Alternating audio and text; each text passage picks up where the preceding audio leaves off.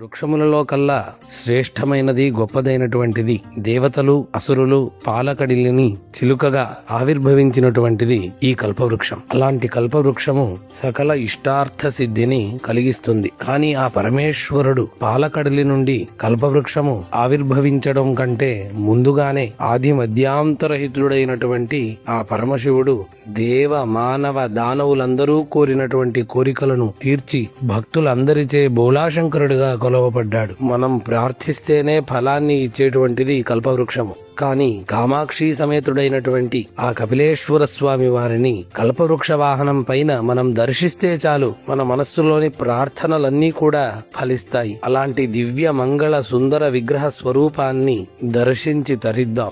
ఓం శ్రీ కామాక్షి సమేతాయ కల్పవృక్షాలంకృతాయ కపిలేశ్వరాయ నమః.